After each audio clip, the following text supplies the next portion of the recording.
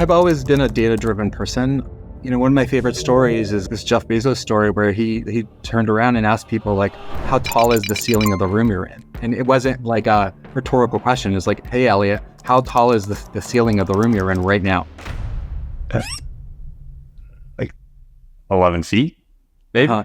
So Jeff's point was not like, hey, approximate it. He expects people to dive deep. Like he would really want somebody to jump up on a chair, grab the tape measure and measure it. But like literally, like you can approximate. And there are times where approximation is good enough, but there are other times where that introduces so much error in the system, noise in the system, that it'll actually pull back the company. And so part of that point was like, he didn't want people arguing over estimates. He wanted people arguing over facts around data. So, hey, Tal, thanks so much for joining today and coming on the podcast. I'm excited to catch up. We've known each other for, I don't know, probably like four plus years now, dating back to when we met, when I joined people engineering back at Meta, and you were my manager's manager. Yeah, great. So great to see you, Elliot. Yeah, great to see you too. It's I was looking through your LinkedIn, prepping to have this conversation, trying to catch up on like, I know you as my manager's manager and all the cool stuff that we did. We went through a hell of a ride at Meta. Right around the time that I joined was, I guess it was like March of COVID. So there was a lot going on in people engineering at the time. But I was looking back at your career path, and you've got a heck of a journey, starting in product and shifting into, I guess we'd call it corporate engineering. Maybe to start, would love to hear, take me all the way back, walk me through your career journey and kind of how we got to now. Yeah, sure. Look, I've been super fortunate. I joined Microsoft a long time ago. It was 4,000 people when I joined Microsoft, and I got to do a wide variety of things. Everything from talking to enterprise customers about getting them to move off of, I'm going to date myself, Novell NetWare to Windows NT, and onto Windows NT as a desktop, and then onto Internet Explorer, and then building a consumer tax product, building the first versions of MSN, building synchronization. So back in the day when you couldn't do email contacts and have your calendar on your phone. So it feels like forever ago for me to even say that. But and that's one of the things I'm most proud of. Actually, we built this thing called Server Active Sync that protocol is still used. Every iPhone, every Android phone still uses that protocol. It's crazy 20 plus years later to see the protocol that we built still in use. Worked on speech. So kind of before all the new LLM and chatbots, we were building text to speech and speech to text, and then started building backend services around Exchange. So like a wide variety of things. And then I left there to go to the early days of Amazon Web Services. So there, I joined Amazon when it was, 6,000, 6,500 people. And it's crazy to think about. Both of those companies are just so much bigger. I joined in the early days of the cloud. So AWS was just storage and compute and a database. And our team built the fourth service called CloudFront, which is a global content distribution network, and then a DNS offering called Route 53. So I kind of jumped from client, server, cloud, consumer focused, enterprise focused, all the things, and then left to do my own startup in the what's now FinOps space, way too early. And then ended up at Cisco doing a federated cloud, and then left to do another startup, this time in the cloud security space, and then ended up at Starbucks. So Starbucks, I think, kind of fast forwards us to the story, which is, most people think of Starbucks as this huge company, and it definitely is and was. But when I think about what are the problems, so I was building the mobile application for startups, like mobile ordering, digital gifting, the checkout process in the stores. So like the whole end-to-end around the world of people ordering their morning beverage or afternoon beverage on their device, walking up and taking it to go. And part of that was part of the problems, I'll say, of rolling that out. And I saw a podcast from Howard Schultz lately where he was still complaining about some of the same things.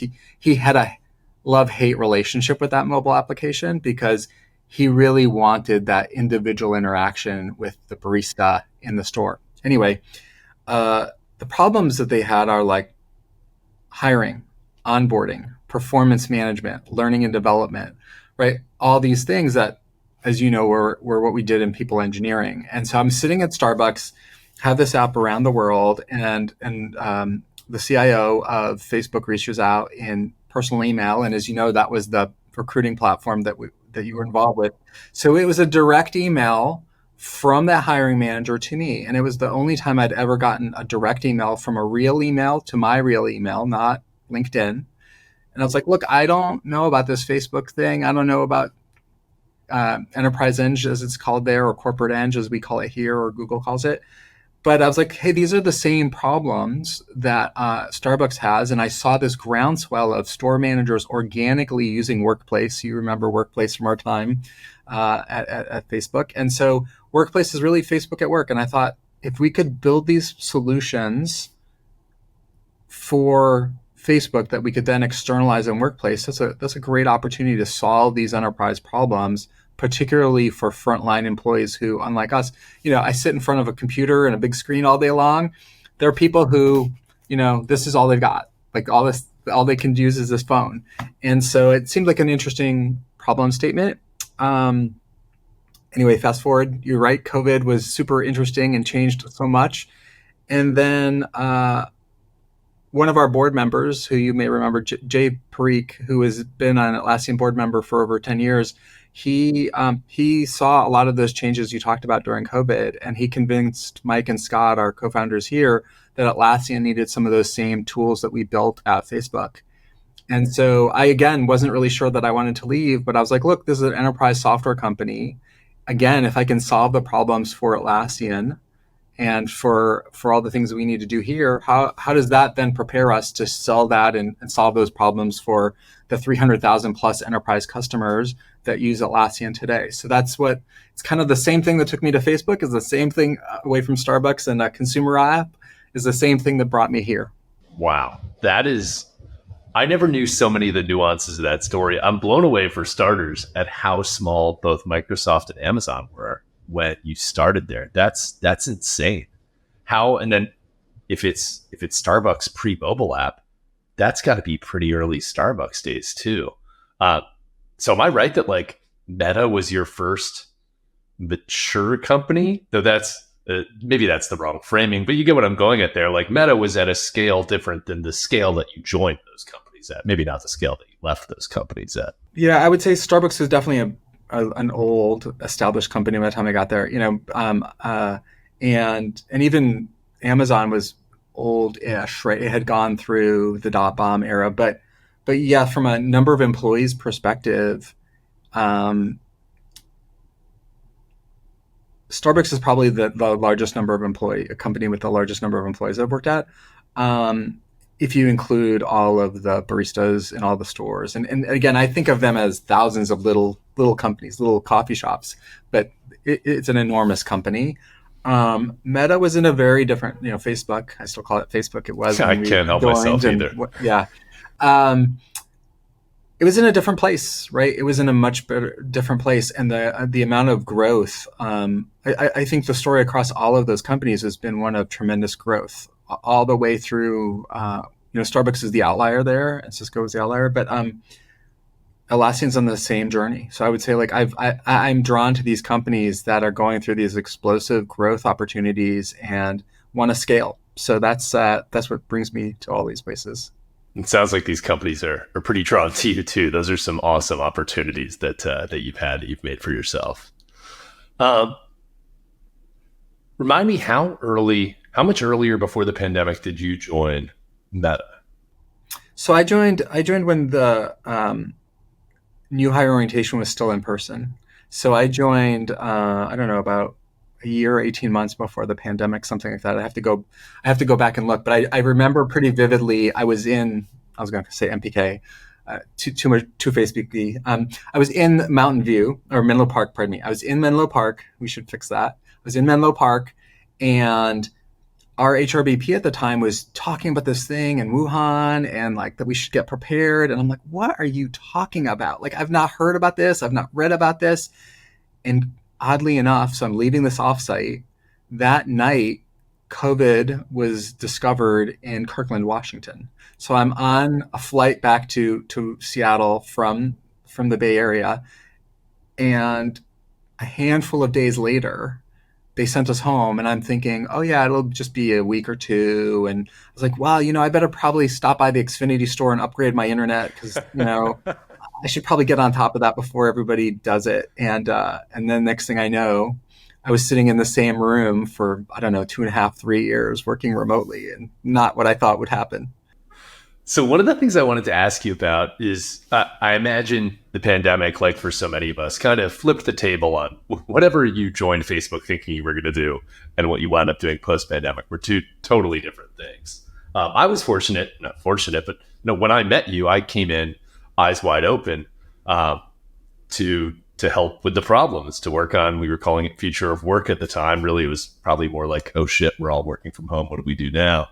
But I'd love to get your take on like how did you help Facebook navigate such a turbulent time? And then projecting forward a bit, so two-part question. You're now working at one of like the best remote work, distributed work companies in the world. That's in Atlassian's DNA. Would love to hear, what was your experience at Facebook? How did that prepare you for what you're doing now? Look, I think, as you said, this moment of everything has changed. I remember that pretty vividly. You're right. I mean, I was a 5-day in the office, every work week kind of person, traveling a lot.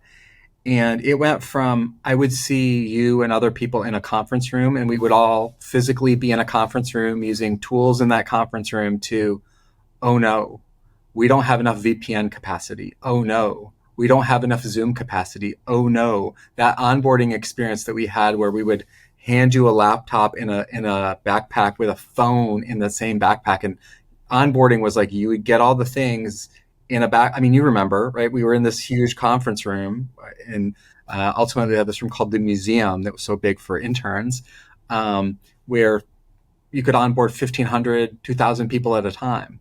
The pandemic was suddenly, it's like we went from in-person onboarding to overnight, literally, how do we ship laptops from this enterprise experience to a consumer? I need to ship it to Elliot's house. I need to ship it to everyone's house, thousands of these things every week, regardless of where the person is, because we were still scaling. The company was still growing tremendously at that time. So everything got turned upside down. Like the onboarding experience changed.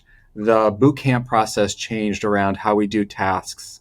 And as you remember, the performance management system had to change, so that we built a version where, oh, we're going to do this in Zoom, and it'll be one face, one box, or one face, one screen, as we sometimes call that, right? And so the tooling that was synchronous and we would project on a big screen went to asynchronous and distributed, and we wanted people to be able to comment and do all these things. And honestly, we're in that same place now with Atlassian, where the pendulum is starting to swim back the other way. So here we've onboarded everyone. Here too, Atlassian onboarded everyone in the office at one point, and then again, were they like flying people to Australia? Is that because that's HQ, right? Or at least yes, like local hubs? We have hubs, but yes, I mean, our founders happen to live in Australia. They don't necessarily work in the office. It's a very much a team anywhere environment. So not everyone has to go in the office, but you are correct. Sydney is our largest hub and largest office. There's also a pretty large presence in the Bay, both in San Francisco and Mountain View area. And then we just opened an office here in Bellevue, Washington. So like, it's funny to me today I'm in the office because I wanted, I need to meet with some people face to face. Crazily enough, people that you used to work with too are now here.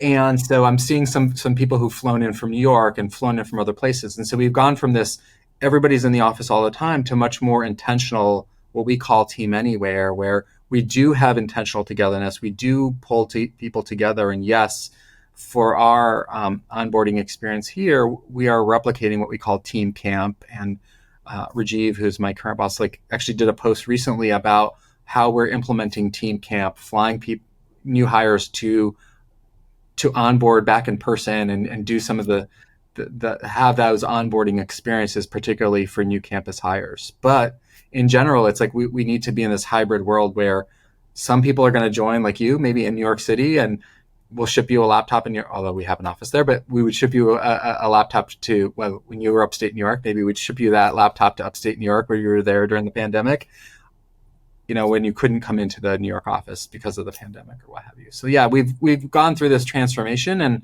I don't think it's ever really going to go back, at least for us, to 100% in the office culture. We like Team Anywhere, and we get a lot of value out of having employees all over the world. Sounds like it's this. Is it a hybrid model that follows the needs of the individual, or is it a hybrid model based on the job to be done? Like, is it that you prefer in-person onboarding because like that's so important to indoctrinate someone into the company culture and for them to meet their peers? Or are you flexible that like some people might be better suited for in-person and other people might be better suited for remote? How do you decide what to prioritize both for these? We're not just talking about building software to support these people. We're talking about building processes. Yeah, we're building both. We're building a process and technology, obviously. And I think some of it is where you are in your career. So, you and I have both been working for a while, but when you're fresh, early in your career and you're just starting out, being able to, as you remember, tap somebody on the shoulder and ask the question of, hey, what is that tool? How does that work? How do I do this? So I think there is having that cohort. And ironically, the person who's in the office next to me today, he and I were the same onboarding class at Facebook together. So I met him the first day when I went to Facebook, and now we were working together again. So like you make these friendships that last over years and maybe multiple employers. And so I think that camaraderie is especially valuable when you're early in career. So there is value in that. But then when we think about people's day jobs and like their normal experience, some people do prefer to be in the office. And for them, we have office space and we do support them in major hubs and cities and we let them come in. But there are other people who, I said for the longest time, I never saw Scott, who's one of our co-founders, in the office in Sydney. Like I would go to Sydney, he was never there. I never saw Mike in the office there. Like you see them now more so as the pandemic has shifted more and more. But I would see them much more frequently in the San Francisco office or even here in the Bellevue office versus Seattle office versus they work from home. And so I think back to your choice, there are a lot of people who say, hey, if I'm going to be talking on a Zoom all day long, maybe that commute doesn't make sense to me. But if I have an opportunity to see coworkers face to face, that interaction with people face to face is, we know, invaluable. And so that connection, that intentional togetherness, like we're going to get together to solve this problem, that's a great opportunity for all of us to get in a room, use the whiteboard. Sorry, there's a whiteboard over my left you can't see. Use the whiteboard. There's just that energy of being together that is somewhat irreplaceable, and you don't, as great as Zoom is, you just don't get that experience over Zoom. I love that phrase. That phrase, intentional togetherness, is really cool. You're making me think back to even earlier this week here at GC. We're going to be doing a redesign soon. Hopefully by the time this podcast episode airs, it's out there. But doing this redesign, and it was one of those things that normally, I try to work at home as much as possible, especially with my kind of pregnant wife here. And there's all sorts of stuff to do around the house, and so do all my colleagues and teammates here at GC. But being intentional about like, okay, no, this is one of those moments where we need that whiteboard. We need to be in person. We need all these like supplies at our fingertips. Maybe part of that is that we don't have the right technologies to do that virtually, to do that remotely. So we do default to what we know best and being at a whiteboard. One question I have for you is, as you've been building these processes and looking for those moments of intentional togetherness, but I'm sure also looking for like intentionally remote or productively remote, what are the tactics that you use for when you can't be together? How do you, it sounds like when you can, you get on a plane when you know it's important, but what about when you can't get on a plane or when you can't be together? What does Atlassian do to fill those gaps? Look, I think we do rely on technology, right? We have a lot of great products that enable this, right? And so to many ways, that's one of the things that drew me to Atlassian. People look at Jira and Confluence and some of the tools that both we've built internally and are selling to our customers to how to manage that. So I was on a call actually pretty late last night with a colleague in India, and another colleague in the Bay Area, and I'm in Seattle, and my boss is in Kirkland. And so like we were talking pretty late, and because it's a time that overlaps for everyone, and it turns out it was after dinner, and it's fine. Like we can get together, but we were able to have a highly productive conversation over a Zoom, but there was an async page. So somebody had written, one of my colleagues had written a Confluence page, and and somebody on my team had some other Confluence pages, and we were, collaborating over comments in that page. And so coming into that conversation, we had set the table, set the stage, so to speak, of like, here's the facts. And then we could talk about, okay, now given these facts, what are we going to do about it? Like, what's the problem we're trying to solve? And what are the pros and cons of various approaches? And so I think being able to rely on, in our world, Confluence, but it doesn't have to be, right? We have some great tools that let us understand the status of projects with Jira and Atlas tickets. And that is how we get stuff done.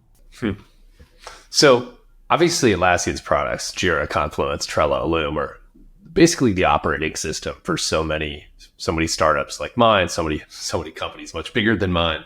One of the things that I was wondering, so thinking back to our time at Facebook had Workplace at the time. And when I joined Facebook, we were using Facebook at work. Like literally there were my friend's baby pictures alongside, update on all hands from Zuck. And that was a wild experience. We introduced what was called, I don't even know if it had a name then, but it eventually became Workplace, which was then productized and shipped externally and made a product for anyone to use, where it gave you this sort of separation between church and state of my personal Facebook and my work Facebook. But thinking back to one thing I didn't realize until I started working with you in people products was this notion of we had actually Face World is what we called it. And it was this like internal only version of Workplace that did everything that the external version did, but kind of superpowered to help us internally get the most out of these tools. I was wondering, does Atlassian have something like that?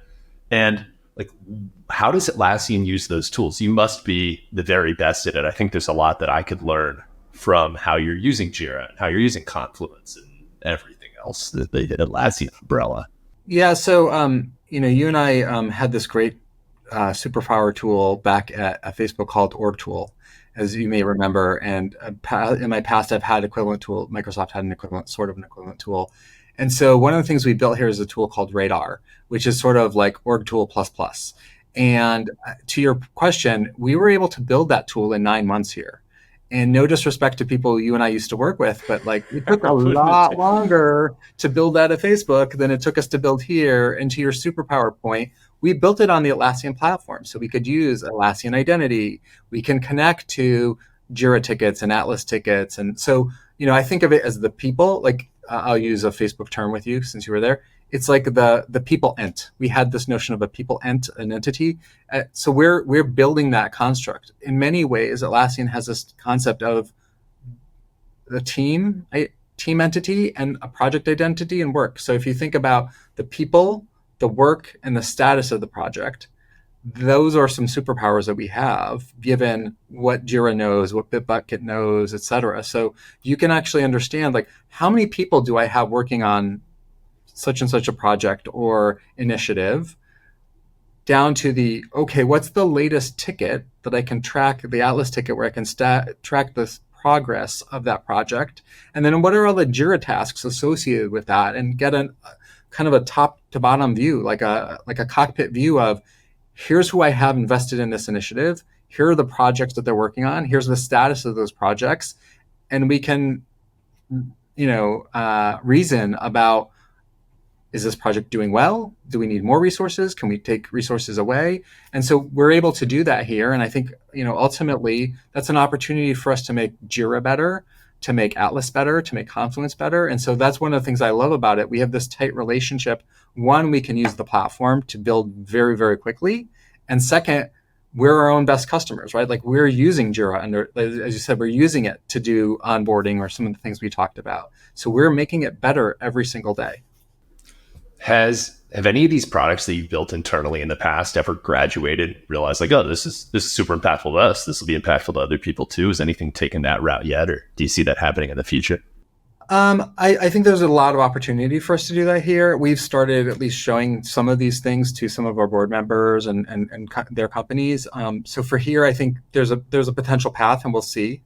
That's what Atish convinced me to go do at Meta. To your point, look, I think it's unfortunate what happened with Workplace. I think Workplace was great. Obviously they've chosen to divest there, but some of those capabilities were being externalized for Workplace, but now Workplace is no more. So yes, I've graduated things before, but unfortunately Workplace is no more, so you can't use it anymore.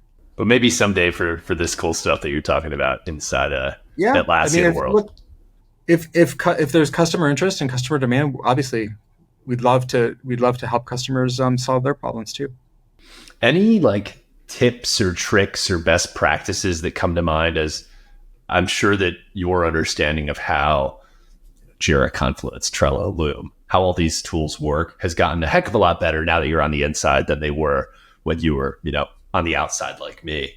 Anything that I can learn and take away of like, the most impactful companies do this, the best startups using it do this, the best large companies do this. Any tips or tricks that you might be able to share? I mean, I think about that product mindset that we had, the experimentation mindset that we had before. And many of us have brought that here and are helping us think about what metrics we're going to move. So not just be very thoughtful. Or, we use OKR, so be very thoughtful about the outcomes and the key results, right? That we want to have, and think about, hey, it's just not a usage metric, but what's the core metric we want to move, and how do we move it? Driving experimentation to make sure that the products do get better and that we have actual data that says like, oh yes, this is better. And then some of the processes that we built around you'll remember, right? Like around performance management time, we built a performance management tool here now as well. And knowing that's going to be a flash mob. I think back to my time at honestly, AWS, like building a CDN, there's going to be a flash mob. So if there's a deadline of 5 p.m. on a Friday, those last 5-10 minutes before Friday at 5 p.m., follow the sun, the world is going to come using your service. And so you better prepare and better think through the scale and performance needs that you're going to have for that flash mob. So some of those things have definitely helped. But I think, companies that do this well want to understand, who are the people I have working on this project? What is the status of that project? How do I actually help unblock my team when things start maybe not going the way I want them to go? And so having that visibility, I do think about like flying a plane, like that or driving a car, like that heads up view of like what's happening before something goes wrong so that you can course correct. So what Atlassian tool serves as that heads up display internally? Is that something that you've built separately? Is that new, what was it called, Radar? Or is that the way that you have your Jira or something set up so that you have that sort of full picture at your fingertips? So we have a couple of products. So we have Atlas that creates those top-down view of projects, and then Jira tasks. So some of that is Atlas and some of it is, the subtasks are in Jira. And to my conversation around the amount of resources associated with initiatives, that is Radar. But like if I think about what tells me about projects, Atlas tickets and Jira tickets give me that visibility. And so, yes, I think companies that do this really well do manage their projects with Atlas and Jira, and that whole Jira family of offering gives tremendous visibility, that with Atlassian Analytics to, slice and dice the data and look at the graphs and understand what's happening here. So I think the totality of these things work well together, and companies that do this really well.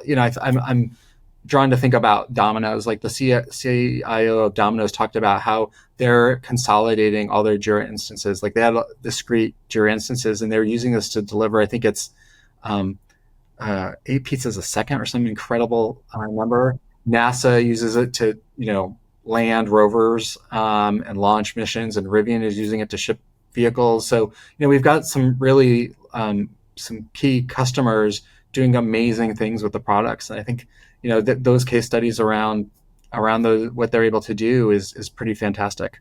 So one thing I was wondering about, kind of tying all this together, Atlassian, I've heard, has a pretty incredible dog fooding culture. Meta obviously had a phenomenal dog fooding culture. I think one of the biggest takeaways I had leaving Meta and founding General Collaboration, one of the first things that we built was our own version of the bugged up, knowing that like we're going to be using this. This is just like all these Atlassian tools we are using. GC uses GC to build GC the way Atlassian uses all these Atlassian tools to build Atlassian. Super rich dog fooding culture in both of these companies. What can be learned there? How have those both been built, maintained? How do they prosper the way that they have? What role have you played in that? Well, we run all those Jira instances and Confluence instances for Atlassian. So, I think about it as understanding what we as a customer need to get done. So, if you think back to HR, they have to have their own instance of Jira for employee relations tickets, right? Because we don't want to see HIPAA data and PII data. Like that admin, that needs to be locked down. And legal has their own version of it to manage contracts. And, maybe procurement has another one to manage the relationships with external vendors to make sure that we're paying them.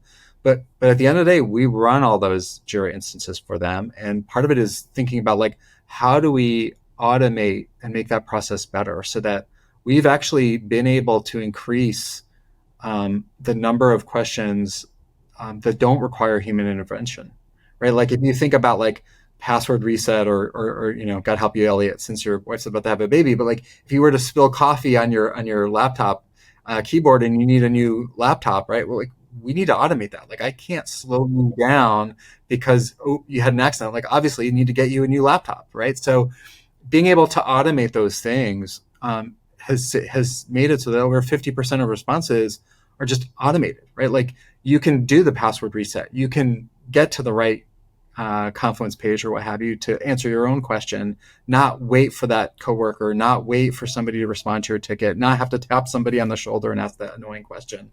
So I think we do a lot around that. And I think in general, making sure that we can bring that voice of the customer back to the Jira team to say like, hey, these are the challenges that we have that are not unique to us, right? Like that, again, I'll call it compliance kind of requirements around maybe HR wanting to lock down content for obvious reasons. So these, sounds like there's these power-ups, these things that are making it so that I do less work when I'm asking these questions or that these answers come to me. Is this like self-serve that you're building in? Or is this AI features that maybe I haven't seen them yet? This sounds like some pretty cool stuff that you're building. Yeah, so we were pretty early on the AI wagon, right? So like at Team 24 and we announced a number of AI features. So like we have built this thing called Atlassian Intelligence.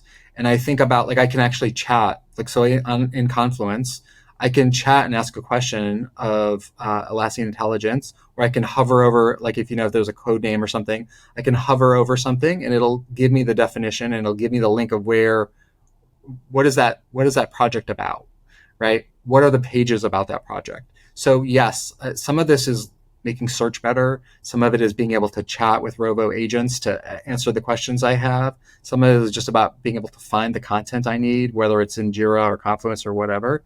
And so, yes, we've announced various features, but we actually launched over 30 AI features over the last year. And so some of this is like not just we're using it. Obviously, we are dog fooding earlier to your earlier point, but we're helping prove this out so that Jira Service Management gets better and better, and so that anybody can go do this. It's not just us. And it frees up time. Wow, that's really cool.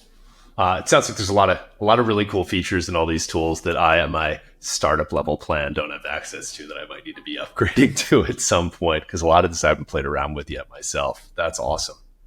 One of the other things I wanted to ask you about, thinking back to our time at Meta, and I'm sure you're facing this now at Atlassian, I know that you've faced probably more build versus buy decisions than anybody I know. And I'd love to get your take on that. Like, how do you face them now? Thinking of me at this smaller early stage scale, we still have these decisions to make. I think there's a lot to learn from how you do it at the scale that you're operating at that I might be able to apply to my startup. Sure. I've always thought about core versus context. And so, what is core to our business here or anywhere, your business? What capabilities can we build on top of? So when I talked about building Radar on top of the Atlassian platform and said we could do it faster because we could take identity and we could use various services in the Atlassian platform to speed up development. To me, by the way, that was a case where we couldn't buy what we wanted. And you'll remember when people left Facebook or Meta, they said, hey, can I buy org tool? And the answer was no, right? Like it was built by Facebook for Facebook.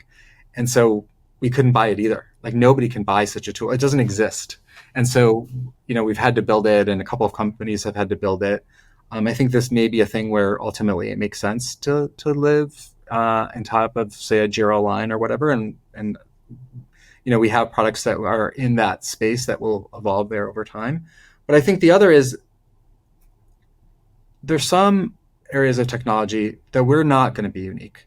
So building specific AI features for the legal department probably don't make sense, right? Like we use Jira in our legal department, so making Jira better for our legal department makes sense. But like if I think about contract, like all the things around looking up laws and regulations by country or tax regulations or payroll, right? There's a number of areas where if I think about PII data and right to be forgotten and all the things, like you'll remember we used a provider under the cover at Meta for employee data. And it turns out we use the same company here and a bunch of tech companies do.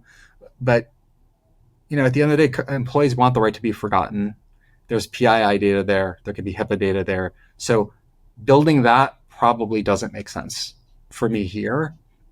And certainly didn't make sense for me even at Meta. Like when I first got there, I was worried because that provider was going to fall over. And one of my first weeks, I can remember there were a bunch of issues with that provider. So like, I won't name them here, but other than to say, that's an area where if you can't get what you need from a provider in the marketplace, that's when you start asking yourself the question of like, do I need to build something here? Are there needs I have that the provider is not going to create? Like COVID being a great example. Like it blew my mind during COVID. Like we had to track back. And I remember talking to Lori and Janelle and saying, hey, are you ever going to want to track COVID vaccination status? And they're like, no, absolutely not, never. And then of course you'll remember a local, did a little 180 on that. Yeah. Well, a local jurisdiction made it a law. And suddenly, in order to get people to go into that building, we were required by law to know, was this person vaccinated or not? And if they weren't, they were not allowed by that local jurisdiction to come into a place of work. And that seems crazy now, but that was a case where I didn't want to have to build that thing because I felt like that was not unique to us, but we had to because we had a business problem and that vendor wasn't solving that business problem. It sounds like one of the biggest factors here too, that's the difference between having this build versus buy decision in my world versus the build versus buy decision in your world is you need staying power with the people that you buy from in a way where I might be able to take on a little more risk, or I can take on as much risk as I want, but we can't afford the world cannot afford for Atlassian to disappear tomorrow because they got into bed with some provider that wasn't able to fulfill a need, where I can take a little more risk, but at the end of the day, that might mean that I go out of business. It's interesting to hear how you think through those decisions at such massive scale. And on a parallel note, I think through all of this, one thing that we've been talking about, but we haven't talked about specifically, so I want to dive into that, is I'm blown away by what deep understanding you have of your end user. And for someone in a role like yours, as senior as you are, and with so much under your purview, it seems like you intimately know a lot of what's going on with like you were name dropping specific customers and how they're using things. And that's wildly impressive. I'd love to learn from you there. How do you do that? I think that I'll probably pick up some things that might help me do that at my scale. Look, I've always been a data-driven person. I think it's just probably part of my early training at various companies I worked at. Like, some people call it 5 whys. Some people call it precision questioning, but I've worked for some pretty iconic CEOs. I've worked with, been fortunate enough to work for some really, really incredibly intelligent people who I've learned a lot from. And so, one of my favorite stories is this Jeff Bezos story where he turned around and asked people like, how tall is the ceiling of the room you're in? And it wasn't like a rhetorical question. It's like, hey, Elliot, how tall is the ceiling of the room you're in right now? So how tall is it? 11 feet, maybe. Uh-huh. Tall ceilings. So Jeff's point was not like, hey, approximate it. Like he expects people to dive deep. Like he would really want somebody to jump up on a chair, grab the get tape up measure, the tape measure and measure okay, it. I'm So, 6'5", and that's right. stack You can two of them on top of approximate. each other. That's right. But like literally, like you can approximate, and there are times where approximation is good enough, but there are other times where that introduces so much error in the system, noise in the system, that it'll actually hold back the company.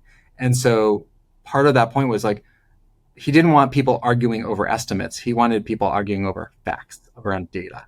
And so that's one example of those things. But like I can remember Steve Ballmer and Bill Gates doing similar things, or John Chambers, like Howard Schultz doing similar things. Like these leaders, these CEOs, and Mike and Scott do the same, by the way. So like all of these people have a deep understanding of their business and this deep customer focus. So part of like, this is part of my DNA, goes back to the Atlassian values. And I mean, we didn't really talk about it, but part of why I came to Atlassian were the values, right? Like, and it's an Australian company, so there's some swear words in it. So I don't know if you need to. No, it's we're fine with that. Drop the swear words. I'll keep it PC. So like one is don't F the customer. One is open company, no BS, right? So, and those are the two that I was thinking about. So if you think about don't F the customer, like I've worked for some amazing customer-driven, customer-focused companies, but in Atlassian's core, it's like don't F the customer really, really matters. And open company, no bullshit, like also really matters. So like that drives a level of now, like at least for me, don't fuck the customer means I need to understand the customer. And yes, I support the data engineering team and the data science team. And so I have to know, enough about what they do and enough about what are the challenges for our products to make sure that we're building and solving or buying maybe the right solution that solves our business need for all of those use cases. And so I do think deeply about what matters to our end customers, and then what's the same or different for us versus them. And so to just be able to have that conversation with my product counterparts and engineering counterparts on Jira or Confluence or what have you. So yes, it's in my DNA, but it's also, I think it's part of the culture here. And it's part of the value system here that brought me here. Like part of it is be the change you seek, right? Like the be the change you seek is like, hey, I want Jira to get better. I want Confluence to get better. I want, Domino's to be able to keep, shipping those pizzas 8 seconds at a time, or eight seconds or whatever it is, So yeah, like understanding what they need is really important to me. Are there any other key principles, key morals that you picked up along the way? I'm sure you've worked in some pretty incredible cultures, and especially those, the Microsoft culture, the Amazon culture, a lot smaller, a lot earlier in their journey. What other lessons have you picked up and carried with you along the way that stand out?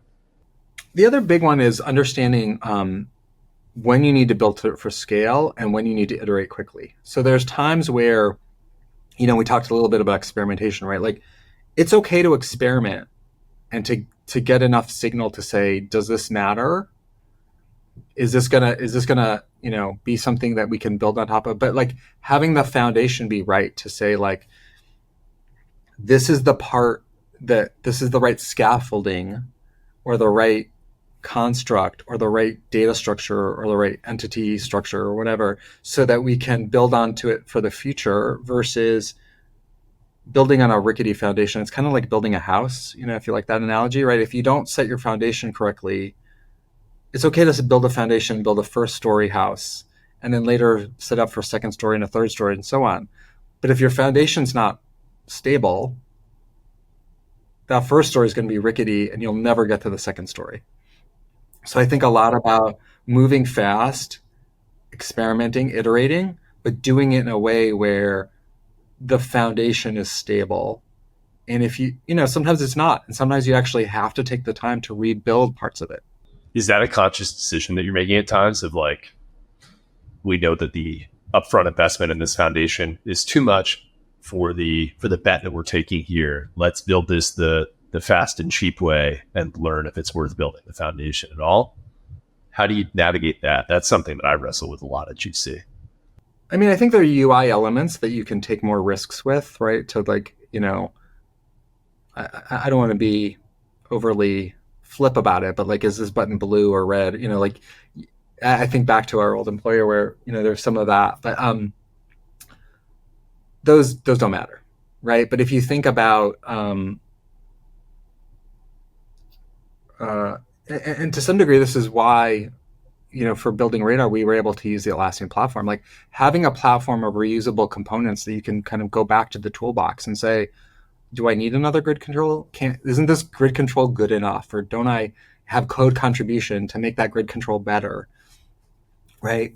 Instead of building reports some other way, build reports in Atlassian Analytics so that somebody can, modify them, or building a Rovo agent to answer a question, taking the data out of our core data platforms rather than, I think some of the problems people end up making is they make these one-off decisions that seem great at the time,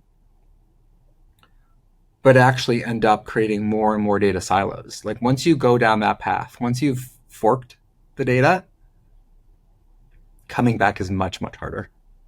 It sounds like, correct me if I'm wrong, but it sounds like the superpower of Atlassian is that the company has been built in this way where you've got all these Lego pieces that can fit together, like all of the Jira and Confluence and Atlas. These are all similar enough and all based on the same building blocks that as you want to extend the overall ecosystem, you have these reusable components or these frameworks that can apply elsewhere. That it sounds like let you move pretty darn quick. Is that more or less fair? It's somewhat fair. Like, look, not everything is bright and shiny and wonderful. Like we all have work to do, so I don't want to overplay that. But at the same time, fundamentally, yes. Like you can take the same design patterns and you can reapply the design patterns, and you can, in a world of code contribution. And I think this is one of the things that, we talk. Our CTO likes to talk about developer joy, and part of that is like code contribution, right? Like you'll remember where we were before, like. You wouldn't get blocked by another team. If you needed something in their code base, you could actually contribute back to that code base. So same here. So if there's something I need in that grid control, I don't know why I picked on that, but like if there's something I need there, maybe I just add that field rather than building my brand new version of it. Like it doesn't make sense. Like we can use a mono repo. We can take those elements and we do have a platform that we make available to third parties. So yes, part of it is it makes it faster for GC to build on top of Jira, but it also makes it faster for us to build on top of Jira. How hard is it as you grow the company through acquisition? So Trello obviously was a pretty important acquisition. Now Loom, I'm a huge Loom user myself. I assume that Loom didn't have all these things when you acquired them. Maybe they didn't. That's what made them such an interesting target. But how do you bring them into the ecosystem? Yeah, I think it's work. I mean, like the real answer is it's work. But I'm super excited, right? Like in Confluence now, you can just add a Loom object, and it's sort of like it's just another class of objects. And so yeah, you can just drop a Loom video on a page and go. And that acquisition closed like 6 months ago. So it went from we should check that if that's real, but like I think it was roughly around then. Something like that. And so those integration points have been incredibly fast. That's crazy fast. Yeah. And so, part of it is being really thoughtful about it. And like, I talked about building a performance management tool. We use the Confluence editor. So like we didn't build another editor, right? Like I took the Confluence editor and all the greatness of Atlassian intelligence that's in the Confluence editor. We just get that for free. So all these AI features, I didn't have to build special AI features for that, or we just get it from the editor. That's awesome. Well, I can say as building a company that does build integrations, we have GC for Jira. We're in the process of building GC for Confluence. I cannot wait until personally, the app that I want GC to integrate with most is GC for Loom. We're big Loom users over here. It's a heck of an ecosystem to build into. API documentation is phenomenal. Y'all have made it really easy for people like us. I can only imagine that it's a great place to work when you've got the private APIs on the inside. So thank you for that. Thank you for making it easy for GC. Hopefully we can build some cool stuff that your users like using. Yeah, looking forward to that. This has been an awesome conversation. It's great to catch up. Thank you so much for coming on today. If anybody wants to follow along with you, follow along with the stuff that you're doing at Atlassian, any best place to like, share, follow, etc. for you? Yeah, I mean, people can follow me on LinkedIn. That's probably a good place. I do post there, and Atlassian is pretty good about posting on LinkedIn generally. So I think that's probably a great place to go look. And just generally, our website is a great place to go to take a look at all these products. If people care about the AI features we talked about, the Atlassian Intelligence and Rovo offerings are all up there, including Mike and Scott's keynotes from our team event. Awesome. Well, thanks so much for coming on, Tal. It was great catching up, and I'll hopefully talk to you soon. Yeah, great catching up, and best of luck with the new edition. Thanks. All right. Appreciate it. All right. See ya. Bye.